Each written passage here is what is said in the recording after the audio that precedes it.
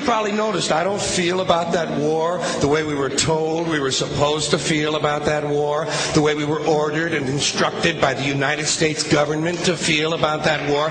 You see, I'll tell you, my mind doesn't work that way. I got this real moron thing I do. It's called thinking. And I'm not a very good American because I like to form my own opinions. I don't just roll over when I'm told to. Sad to say, most Americans just roll over on command. Not me. I have certain rules I live by. My first rule, I don't believe anything the government tells me. Nothing. Zero. Nope.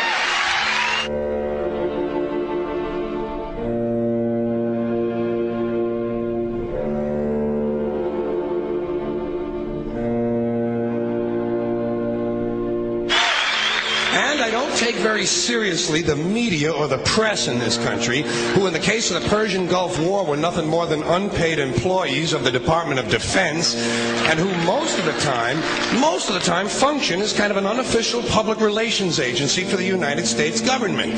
So I don't listen to them. I don't really believe in my country. And I gotta tell you folks, I don't get all choked up about yellow ribbons and American flags. Now, to balance the scale, I'd like to talk about some things that bring us together. Things that point out our similarities instead of our differences. Because that's all you ever hear about in this country is our differences. That's all the media and the politicians are ever talking about, the things that separate us, things that make us different from one another.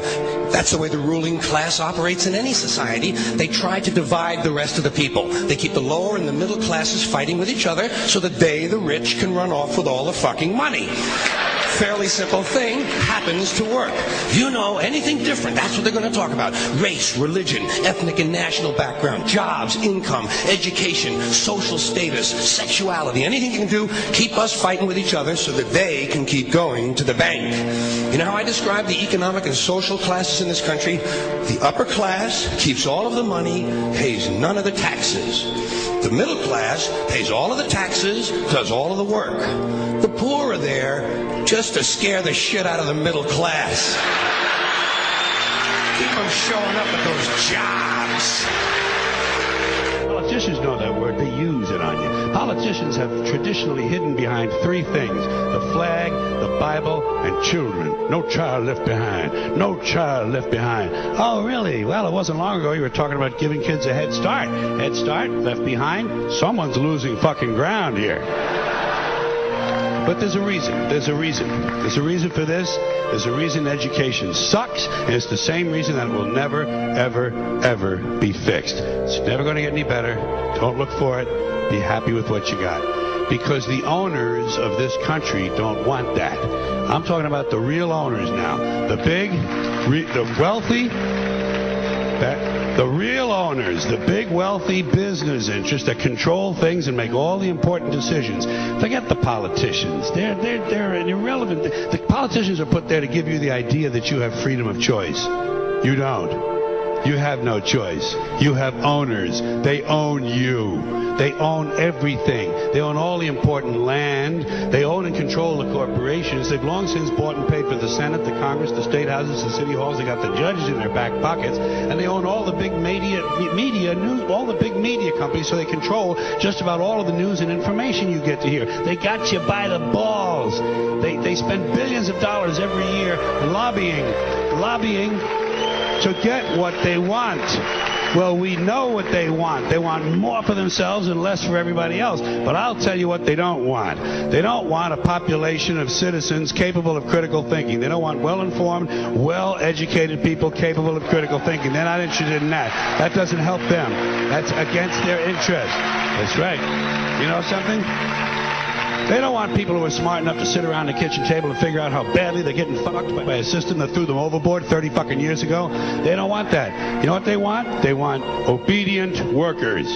Obedient workers. People who are just smart enough to run the machines and do the paperwork, and just dumb enough to passively accept all these increasingly shittier jobs with the lower pay, the longer hours, the reduced benefits, the end of overtime, and the vanishing pension that disappears the minute you go to collect it. And now they're coming for your Social Security money. They want your fucking retirement money. They want it back so they can give it to their criminal friends on Wall Street. And you know something? They'll get it. They'll get it all from you sooner or later because they own this fucking place. It's a big club, and you ain't in it.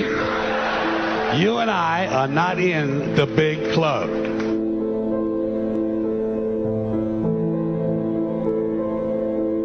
The greatest form of control is where you think you're free when you're being fundamentally manipulated and dictated to. One form of dictatorship is being in a prison cell and you can see the bars and touch them. The other one is sitting in a prison cell but you can't see the bar, you think you're free. What the human race is suffering from is mass hypnosis. We are being hypnotized by people like this. Newsreaders, politicians, teachers, lecturers. We are in a country and in a world that is being run by unbelievably sick people. The chasm between what we're told is going on and what is really going on is absolutely enormous. The greatest hypnotist on planet Earth is a oblong box in the corner of the room. It is constantly telling us what to believe is real. Historically, the control and manipulation of political opinion has been the Freemasons' main weapon in gaining control of countries and states. Once in control of the rulers and politicians of a country, laws and political structures could be changed in accordance with their agenda. However, since restricting the body does not necessarily mean restricting the mind, the Freemason recognizes that their plan for a global government hinges completely on subduing the masses to their agenda, and thus eliminating opposition to their cause. And the greatest threat to their plan, posing more danger than any army or law, is the threat of a free-thinking mind.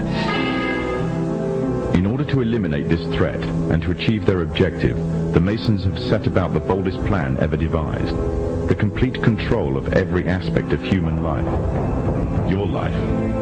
And the weapons they are using against you are in your very homes, entertaining you and your children, and gradually indoctrinating you without you even realizing.